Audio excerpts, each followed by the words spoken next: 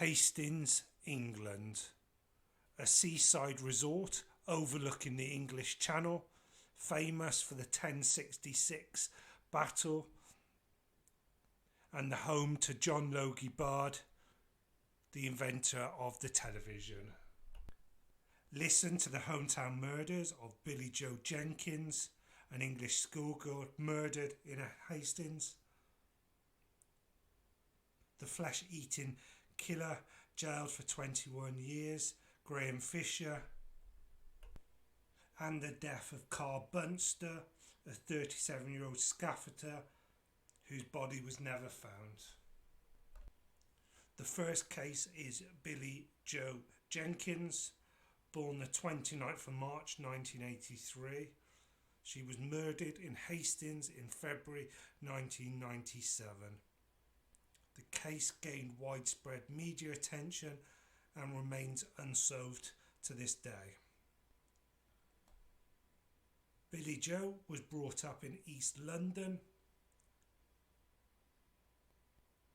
She encountered problems early on in her life as her father was imprisoned, leaving the mother to raise Billie-Jo herself. She couldn't cope and she was placed in foster care. This was the age from 9, with Sion and Lewis, who coincidentally had the same surname as her. Eventually she moved with her family to Hastings on the East Sussex coast, where she attended the School of Housewood in Hastings. She was found on the 15th of February 1997, beaten to death in her own home. Her foster brother John Jenkins was charged with the murder, and he stood trial. The trial convicted him of murder, though throughout the trial he maintained his innocence. In 1999 he appealed his conviction, and again a second appeal was launched in August 2004 when the first one was unsuccessful. The appeal in August 2004 was quashed by a court as unsafe. He was later released on bail pending a retrial.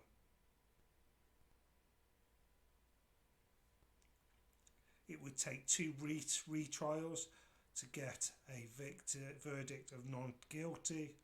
After the first 2, the jury was unable to reach verdicts.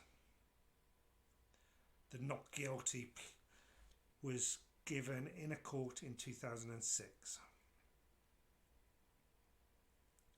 On the 15th of February 1997, the body of Billie-Jo was found in the back garden of the family home in Hastings. Investigations would find that she'd been battered over the head with an iron tent peg while she was painting the patio doors alone. It was reported at the time from her family that she was alone, as they were all out. Subsequent inquiries led to a local man who was arrested on suspicion of her murder, but with no evidence to go on, he was later released from police custody and detained under the Mental Health Act, having nothing to do with the murder. On the 24th of February, her foster father, John Jenkins, was arrested on murder. On the 14th of March, he was charged. John Jenkins told police that he'd found Billie-Jo in a pool of blood on the patio when he returned from a shopping trip with 2 of his daughters, Annie and Charlotte, who also went by the name of Lottie.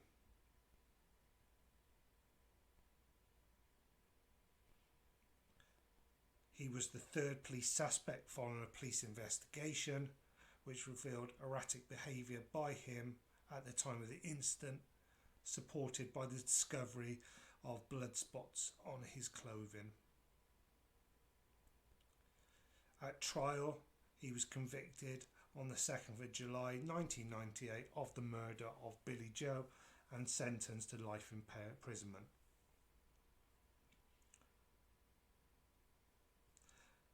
Following the trial, investigative journalist Bob Wolfenden believed that there had been a miscarriage of justice. In 1999, an appeal failed, but in May 2003, following a 2-year investigation by the Criminal Cases Review Commission, his case was referred back to the Court of Appeal. This was due to that there was evidence not before the jury that suggested Mr. Jenkins could not have committed the murder. Upon the second appeal in August 2004, it was successful and the Court of Appeal quashed his renewal of conviction as unsafe and ordered a retrial, with Jenkins being released on bail.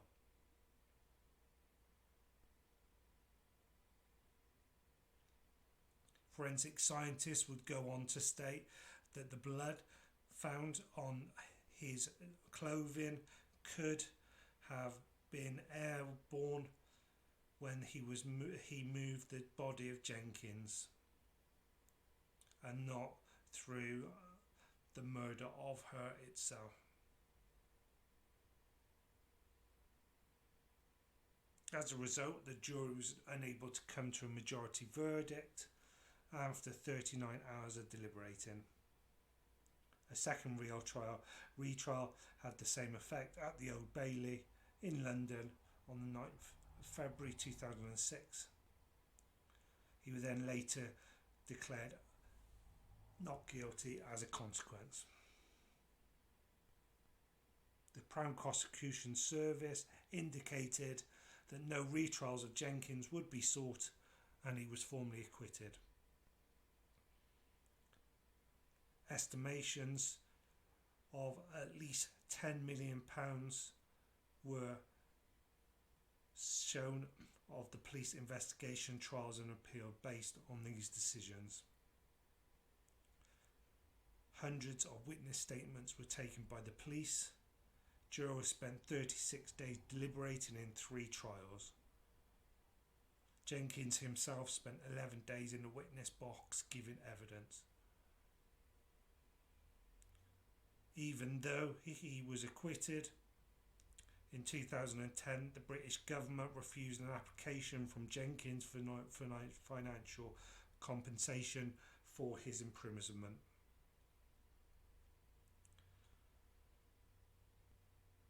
Around the time of the murder, a mentally ill man was taken from the street, and as he was witnessed in the area. Police took him into custody, but considered him unable to be questioned due to his mental health. Jenkins had previously stated that his wife Lewis was so worried about prowlers and break-ins in the area where they lived that they had security lights and window locks fitted in their home. Charlotte, Jenkins' daughter, stated on video that a side gate may have been open when they returned. As of this time, there are no more potential suspects, and the murder case still remains unsolved. The second hometown murders case is Graham Fisher, a Broadmoor patient who confessed to killing 2 women in Hastings in 1998 and eating flesh from one of them. He would go on to admit manslaughter of Claire Letchford and Beryl O'Connor based on diminished responsibility. He confessed to trying to rape and murder a Czech student on a train, and also raping a London woman in her home. In January 1998, the bodies of Claire Letchford and Beryl O'Connor were found strangled and burned in their flats in Hastings, less than 100 metres apart. Graham Fisher formerly of Bromley, South East London, confessed to cutting flesh from Laura Letchford's arm and eating it. Both victims were found to be former neighbours of Fisher. The attack happened to be in the same month in a toilet cubicle on board a Hastings to London Charing Cross service train. Another victim, a vulnerable woman in her early 40s, was also raped by Fisher at a home in Bromley in 1991. Fisher often targeted lonely women, some of whom he knew, to satisfy what one psychiatrist described as sexually sadistic aspect to his personality. It wasn't until 2008 that Fisher confessed to his crimes while at high security hospital in Berkshire. He was already halfway through serving a 5-year jail term for indecently assaulting two Spanish students at Knifeport in Eastbourne, East Sussex in May 1998. He was later transferred to Broadmoor under the Mental Health Act following concerns that he was a grave danger. At the trial, the judge stoked controversy when he said it was Graham Fisher's credit that he decided while he was at Broadmoor to get these terrible crimes off his chest because he was concerned that he was too dangerous at that stage to be transferred from Broadmoor to a less secure hospital, but also because he wanted to remain at Broadmoor.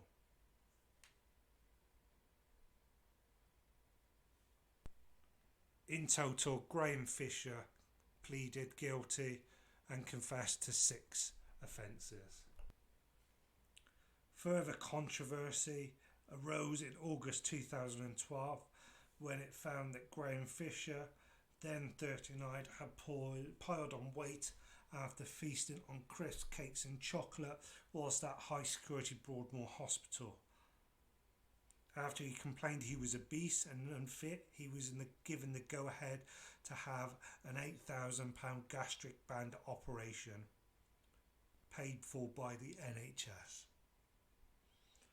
He then recovered from surgery in his own private ensuite room, bringing the cost of the entire procedure to the taxpayer up to £15,000. Graham Fisher is still in Broadmoor and now has a new role within the prison as a chef. Claire Letchford was found dead in her rented basement flat in Cornwallis Gardens, Hastings, where she lived alone on January 18, 1998. Beryl O'Connor was discovered at her home in nearby Clifton Court, Holmesdale Gardens, just 8 days later. Graham Fisher had strangled them before setting their bodies on fire, using their own clothes to fuel the flames. Laura Letchford's body was badly burned with a pair of shoelaces tied around her neck and a cushion covering her head.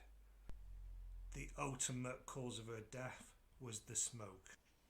Graham Fisher would tell investigators after confessing to rapes that he gained a thrill from seeing his victims frightened. He said, quote, "She looked really scared, but this really turned me on even more." Fisher would be then deemed to have a severe and enduring complex personality disorder.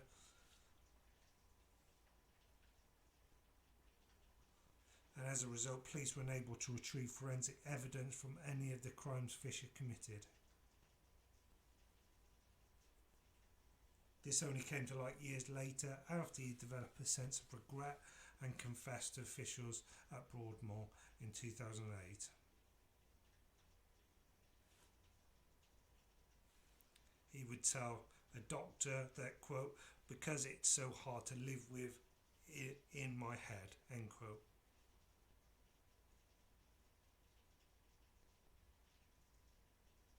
He would also confess to crimes in 2008, which he claimed responsibility for, but there was insufficient evidence, and where no complaints had been made, it was unable for the police to link outstanding cases.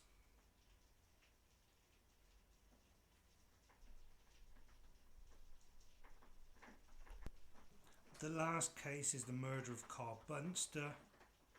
He disappeared. Family and the police investigated, knew it was out of character and suspected something had happened to him. An investigation was launched, though his body was never found.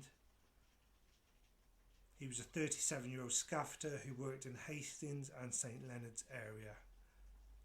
During 2015, he'd been in a relationship with Stacey McClummock, who was 29 at the time and lived with her 2 children at her home in Man Street, Hastings. The relationship was stormy and neighbours sometimes heard shouting and arguing, and the police were caught on a number of occasions.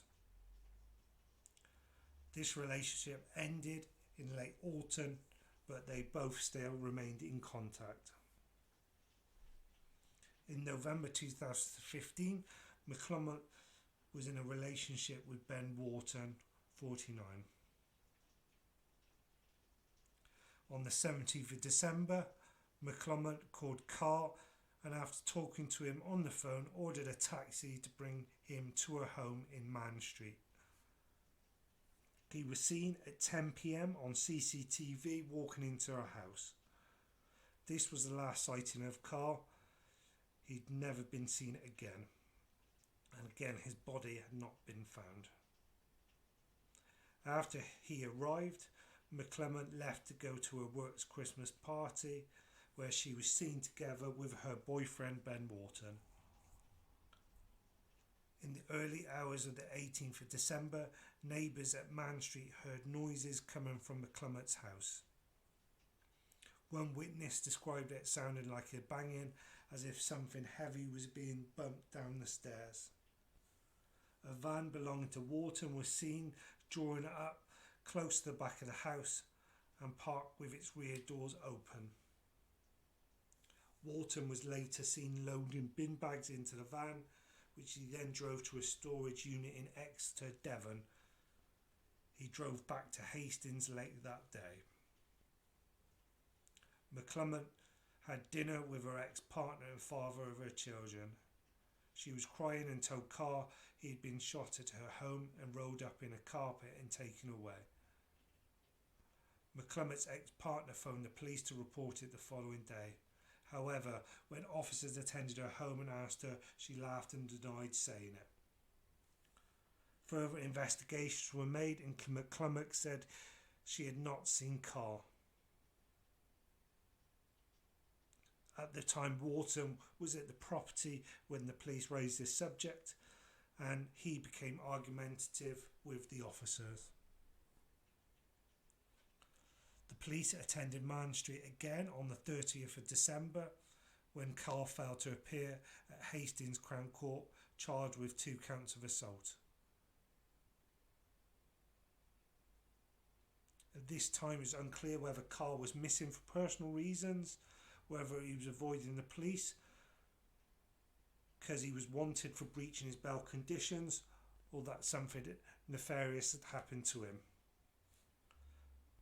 McClummock continued to lie to police, denying that she said that her ex-partner had been shot. No other witnesses had come forward, and so inquiries continued to try to determine what actually happened to Karl. Mid-December 2015 saw McClummock still living at Man Street, but she and Wharton were arranging to move immediately to Exeter, Devon with the children. A week later, between Christmas and New Year, witnesses saw Wharton around the Exminster Industrial Estate Park early in the morning, burning something in a metal bin close to a storage container he had rented from the 10th of December. He'd also hired a freezer that he kept in the container. He was seen using a jet wash to clean off tyres in the back of his van before cleaning the inside. In January 2016, McClement arranged for cleaners at the property in Man Street as she was moving out. An inspection by the landlord noted that the wall in the lower hallway had been repaired and painted over and carpet was missing. Police forensic examination of the house discovered evidence of blood staining belonging to Karl. A search of Wharton's flat in Cambridge Gardens, Hastings, revealed one of his firearms in a locked gun safe, a Spike's tactical rifle, which also had blood on it. On the 10th of February 2016, officers from Surrey and Sussex Major Crime Team arrested Wharton and McClement in Exeter on suspicion of murder. They made no comment to police questions, but were released on bail while further inquiries continued. Forensics of the crime scene and the weapon were painstakingly conducted, and the police were able to piece together what happened that night Karl was murdered. On the 26th of November 2015, McClelland told police Karl had assaulted her and he was arrested. He was then bailed by the police with conditions not to contact her. She claimed that he still continued to contact her by telephone, with the police obtaining records showing that there was almost daily contact between Karl and McClement throughout the time he was on bail. Much of this instigated by McClement.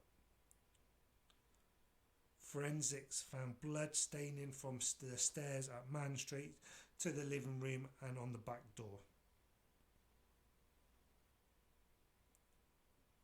Blood was found underneath the wooden door strip, the door hinges, the skirting board at the door to the rear of the property also. Analysis proved that this was Karl's blood. This demonstrated that Karl had been bleeding heavily in the hallway by the rear of the property.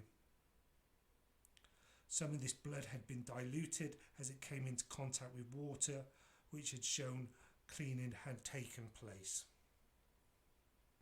The rifle seized from Wharton's flat was found to have minute spots of blood on all sides of the weapon, including the scope of the rifle and the sight and the eyepiece. A magazine was also found to have blood on it. The blood was identified as Karl's. Wharton's van also reveals Karl's blood, found in a number of areas, particularly in the rear of the vehicle. Proof of life inquiries by the police showed that Karl had not collected his regular prescriptions for asthma inhalers and not used his mobile phone since 17th of December. He had also not contacted any friends or family, used his bank account, visited his sister's grave on the anniversary of her death, as he always did. His disappearance had been publicised as a missing person, but police had not received any sights of him, nor has his death been reported by any UK coroner. By June 2016, the couple were on bail. McClelland made a 999 call to police saying that Wharton had become violent towards her and she could not live with him anymore as he was a psychopath. The police tried to convince her to leave the house they were sharing in Exeter, but she refused. It wasn't until the 14th of June that they re-arrested on suspicion of murder, but they refused to answer any questions. The following day they were charged with the murder of Karl Bunster and for preventing the course of justice. Their trial started in November, but the jury was discharged by the judge who ordered a retrial. This retrial began on the 26th of June at Croydon Crown Court. The couple both admitted that Karl Bunster was dead. McClellan denied being involved in the killing. She told the jury that Wharton had shot Karl in her house while she was covered in fear in her upstairs bedroom. She claimed she'd not reported the shooting because she was fearing Wharton, believing he would kill her too and her children if she did come forward. Wharton also denied killing Bunsen and said that he returned to McClellan's house in the early hours of December 18th, 2015 and found Karl there. He claimed Karl was already dead and had a deep stab wound in his neck. Wharton was unable to say who was responsible for Karl's murder, but did not discount McClellan as being the killer. Wharton did, however, admit to helping dispose of the body in his van and dumping it in a nearby skip. On Tuesday, 1st of August, a jury found Wharton guilty of murder and 2 counts of perverting the course of justice. McClellan was found not guilty of murder, but guilty of preventing the course of justice. Wharton was given a life sentence with a minimum of 30 years. McClellan was sentenced to 2 years. She was released immediately from custody after time spent on remand was taken into consideration.